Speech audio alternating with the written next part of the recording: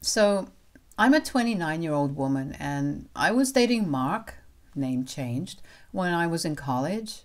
That was almost 10 years ago. We broke up after dating for 2 years because he'd hooked up with another girl, and we haven't been in touch since then.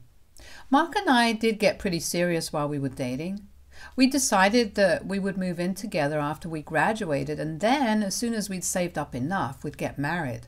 So we were definitely in it for the long run, but after we broke up, Mark told all our friends that we were in an open relationship because we wanted to keep things casual. So what he did doesn't really count as cheating. He was a terrible person, and I realize that now, but oh well. We all make mistakes. A few years after that, I heard that he moved to Europe, and that was the last I heard of him. Recently, he reached out to me through Facebook, and it really took me by surprise because we haven't spoken in over 10 years, so there was literally no way I would have expected him to text me out of the blue this way. This happened 2 weeks ago, and the text essentially mentioned that he was ready to give our relationship a second chance now, and that he regrets the way things ended between us. He said he'd moved back here recently and was ready to leave his whole life back in London just so that he could be with me. I had no idea how to respond to any of that back at the time since, like I said, it had been 10 whole years. Mark and I were quite in love back then, but I didn't want anything to do with him right now. I also knew that Mark was not the kind of guy who would want to be with me just because he'd suddenly realized that he was in love with me or whatever. Mark had always been very ambitious, and so his life in Europe was what meant the world to him. I knew that he'd always wanted to live in London since that's where his dad stayed, and he'd go there for vacations as a kid. His parents were divorced, and his dad would take him to London with him during the holidays every single year until he passed away right before Mark was supposed to start college. He was in a very emotionally vulnerable phase of his life when he met me, and I was there for him throughout. So for him to even suggest that he would leave his life back in London and be with me instead told me that something was really off about whatever was happening right now. He'd never been the self-sacrificial type of guy, and it seemed very unlikely that he'd suddenly changed, so I decided to do some digging to find out what was really going on. I talked to all of his old friends, but most of them still thought that he was back in London, which meant that he hadn't even told his friends, so it was pointless to ask them. My only other option was to go through his social media accounts, but I blocked him back when we broke up and hadn't unblocked him since then. The Facebook account he'd used to text me was a brand new one and didn't tell me anything about him. I asked some friends of mine to go through his photos and stuff on Facebook, but even there, I couldn't find anything suspicious. Most of it was just pictures of London, his office, and food. There was no trace of his family, if he had any. I was beginning to think that he was actually trying to get back with me, but then my friend told me that she thought she'd found his wife's account. My friend had actually combed through his entire friend list to find something that could tell us more about his life. God bless her heart. And she'd struck gold when she found that there was an account with a wedding photo as the profile picture, and Mark was standing beside the woman in his wedding tuxedo, smiling as widely as he could. I took a chance, made an account using a fake name, and added her. And luckily she accepted it because I guess the account felt real enough. I went through her account and realized that Mark didn't just have a flourishing career back in London, but a happy family as well. They seemed happy at the very least. He was married to this woman and had been married for at least 8 years. He also had 2 sons, aged 5 and 3.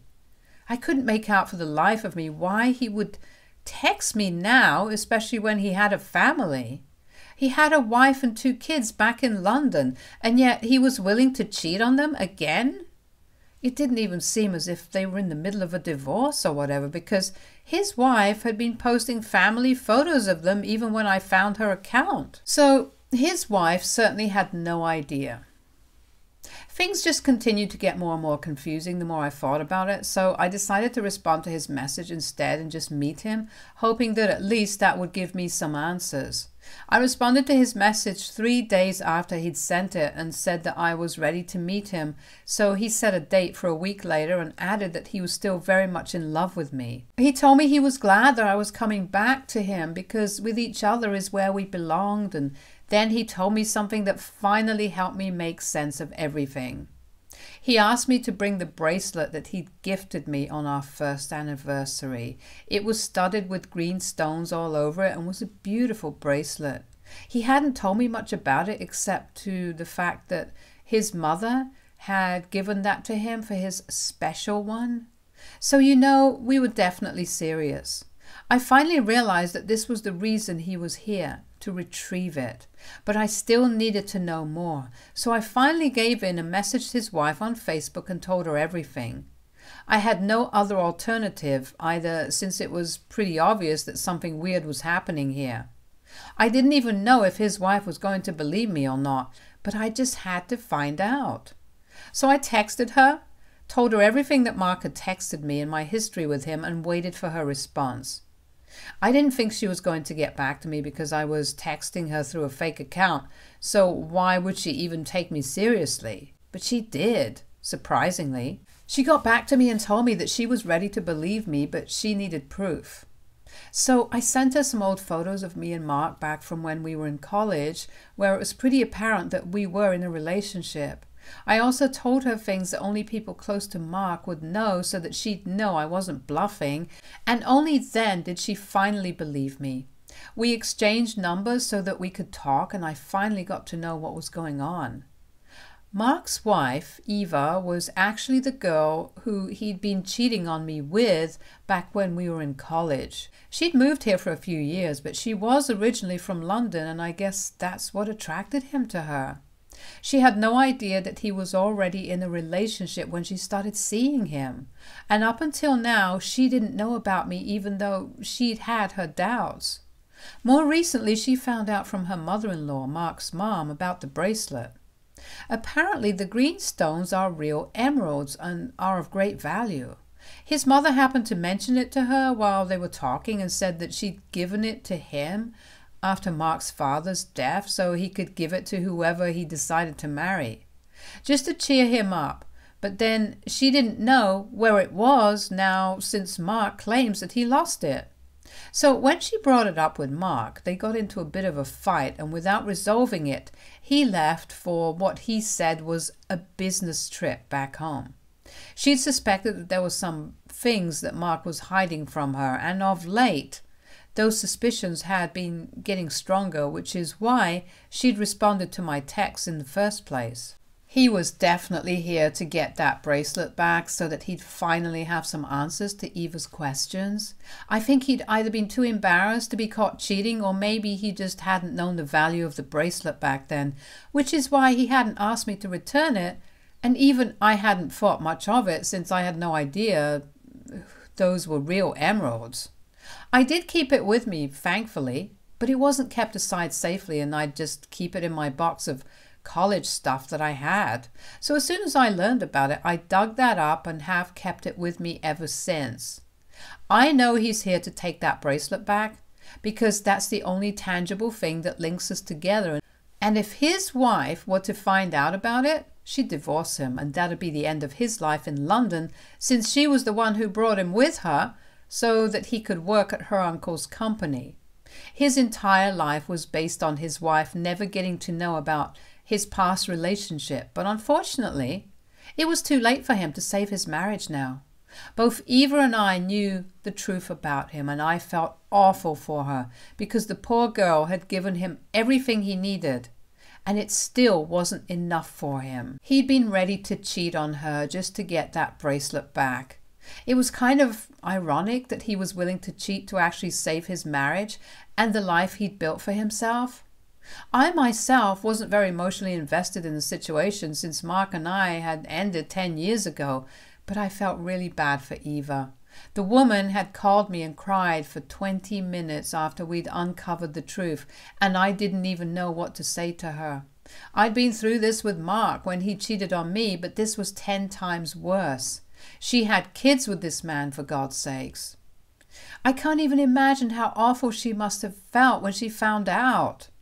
If it was bad enough to make her cry in front of the woman her husband had been involved with earlier, then, well, I'd say it was pretty freaking bad. I just couldn't bring myself to accept the fact that Mark was hurting another woman for his own selfish reasons. All the pain and betrayal I'd suppressed 10 years back began to come back to the surface, and I decided to convince Eva to fly down here to give Mark the shock of his life. He deserved it, after all. He'd ruined the poor woman's life just like he'd tried to ruin my life all those years ago, and so I told her that she needed to fly down here as soon as she could so that she could confront her scumbag husband. It took a little effort, but I finally managed to convince her that this would be worth it, and 2 days before my date with Mark, she landed up at my house. It was strange to see the woman Mark had cheated on me with after a whole decade, but I'd made my peace with it, and now it was time to teach this horrible man a lesson for whatever he's been up to. So I was as warm and welcoming as possible and tried to comfort her. She ended up telling me a lot about Mark as well. She admitted that she'd always had a nagging feeling that he didn't really love her and was more attracted to the fact that she was from London. His mother would have been really hurt if he just decided to move on his own, so he needed an excuse, and Eva was exactly what he needed. He wasn't very expressive about his love, and even when he was with the kids, she felt as if he wasn't very connected to his own family. She tried her best to trust him and believe him when he said that he loved her and his kids, but honestly, it felt like he just liked being the vice president of a company in London, just like his dad used to be. I'd always known how Mark was really attached to London and his dad and how much he admired the man, but I don't think his dad would have liked the way he got to the position he is in now, through lies and manipulation. It's just sad that he felt the need to do all of this. He could have been honest with his mother and could have actually worked hard to get to that sort of position instead of just relying on his wife's connections. But that's Mark for you. He never had any morals or ethics, and seems like he never developed any later on in life either. But I'm glad that at least Eva was aware of how he was using her now. So we decided that I'd speak to Mark and ask him the time and place of our date, and then Eva would be the one who shows up. I'd be out there waiting for her, though, just in case Mark flips out on her or whatever. It's unlikely, since his entire life is based on her forgiveness and kindness, but there's no telling what a man like him is capable of. We're supposed to meet tomorrow, and I'm having last-minute jitters because I know literally none of this is my business. I know Mark and I used to date, but it's been over a decade since that, and now I'm ruining his life and possibly his kids as well because of what I'm about to do. I don't know if this is just me being irrationally anxious or whatever, but I just want to make sure that I'm in the right here. AITA for trying to ruin my ex's marriage and life 10 years after our breakup because he got in touch with me recently? Update 1. We did it. It was crazy and I have so much to share, but the bottom line is that we freaking did it. I still can't believe that we pulled this off, and it's actually kind of thrilling and relieving at the same time. I finally feel like I got the closure I deserved 10 years ago, and of course I saved Eva from spending a couple more years in a toxic and loveless marriage, so that's a bonus as well. But before coming to what happened, I'll just answer a few questions that most of you seem to have. How did I find out that he was cheating? One of my friends sent me a picture of him at a football game with his arms around another girl, the same football game that he refused to go with me to since he was very sick. So that was the end of our 2-year relationship. I sent him that picture, dumped him through text, and never spoke to him again. That's it. As for the bracelet, I really don't know why his mother didn't tell him about the emeralds earlier. It seems like a really important detail to have missed out on, but his mother's a strange person. She's always been sort of eccentric, and I hate to say it, but I don't think she's all there, which was a major part of the reason why Mark was so desperate to get away from her in the first place. But lucky for us, his mother didn't reveal the thing about the emeralds until now. Also, I must have forgotten to mention this, but the reason we waited to meet for 1 whole week was because I'd requested it. That was not his decision to make. These were the things that most of you wanted to know about, so I'm hoping all the questions are answered now. Coming to what actually happened, we drove to the restaurant that he'd picked, and I could see him sitting in there through the window, working on his laptop.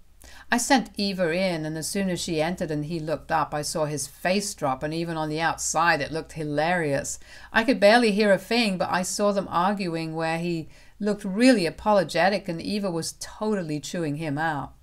After a few minutes, she threw the coffee he'd ordered right at his face and walked out while he spluttered and struggled to wipe his face, while Eva came back out, sat in the car, and we left. I didn't hear much of the confrontation, but it was like watching a silent film, and honestly, it was the best damn film I've ever watched. Of course, Eva told me what went down after we got home, and I can't imagine Mark having the audacity to actually defend himself after this crap. When she walked in, his first instinct was to ask her why she was there and try to gaslight her into believing that she was being too nosy and he wasn't even doing anything wrong. I don't know how he has the audacity to say any of that after what he's done, but as soon as he tried to defend himself, Eva lost it, and like I said, she schooled him. The first thing she's going to do once she gets back to London is file for a divorce and full custody of her children. I've also given her all the proof that I could accumulate, and I'm hoping that it actually helps her. I haven't received any text or call from Mark yet, so I'm guessing that he knows that I was involved, because otherwise Eva literally never would have found out. I'm hoping that he stays away from us after this, because I really don't need any more drama. This has been enough adrenaline for a lifetime. Also, thanks for being so kind to me and asking me to be safe. The messages were really sweet, you guys. Update 2. LOL. Eva is supposed to fly back to London tomorrow, and Mark just texted her a huge apology claiming that he's realized his mistake and feels like he should have been honest with her from the get-go instead of trying to cover up his lies like an idiot.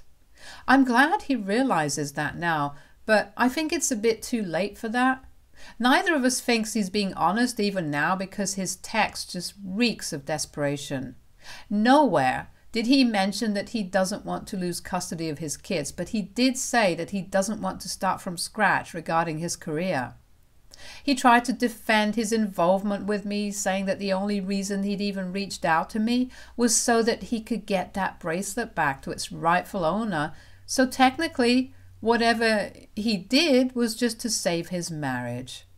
It was kind of pathetic to watch him struggle so hard just so that he could continue to live the luxurious lifestyle that he'd grown accustomed to without even bothering to care about the people he's been hurting. I mean, hurting your wife on purpose is one thing. She's an adult and she can take life's knocks, but hurting your own kids? That's just unforgivable, and I really am happy that I went through with my plan and did what I did. He'd broken my heart once, and it had taken me a really long time to recover from that, so I'm glad that I didn't let him carry on with this any further than he already had. He deserves the worst, and there's nothing worse than having it all and then losing it because of a single bad decision, and he's going to realize that now. Eva is very determined to leave him and make sure that he ends up with absolutely nothing in the divorce, and I'm really hoping that she's able to achieve that. She and her kids deserve better. They deserve someone who will actually be able to give them the love that they need and isn't just there for the money and the position that comes with his marriage to Eva. I wish the best for her. Update 3. Hey guys. It's been close to a month since the last update, and I've been really caught up with work, so I haven't had the time to share updates. Anyway, a few days after Eva left, Mark texted me yet again and accused me of being a jealous and resentful B-word who ruined his life just because I couldn't stand the fact that I was more successful than him. It was hilarious, since he was the one who had used his wife and her connections to even land a job and get to where he is today, and then lost all of that as well, whereas I'm still working hard all on my own and have a flourishing career to look forward to. He literally has nothing that I'd be jealous of. No job, no family, and nobody who loves him. I sent him a text telling him exactly what I thought of him and his little manipulation tactic. I told him that he could rot in hell for all I cared. Then I blocked him and even changed my phone number for good measure, even though I knew he wouldn't be able to find me no matter how hard he tried to. Eva filed for divorce as soon as she got back to London, and we've kept in touch since then, even though we don't talk every day. She's kept me updated and has even told me about Mark's stupid decision to contest the divorce petition. I don't know what exactly he hopes to get out of that, because he already knows that Eva has all the proof of what he's done behind her back. If I were in his place, then I would have just tried to beg her for forgiveness instead of fighting her, because his situation is quite desperate. He hasn't even tried to fight for custody of his kids, which is just so sad. But I'm glad that those kids will never have to deal with an awful dad like him. And the bracelet? Well, it's with me. Mark didn't bother to ask for it, and Eva didn't want it, so I gotta keep it. Maybe I'm not the rightful owner of it, but I think I'm going to keep it, LOL.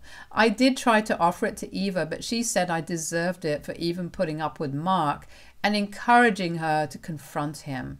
So I'm done with all of that now, and I hope that now I can finally move on and never look back.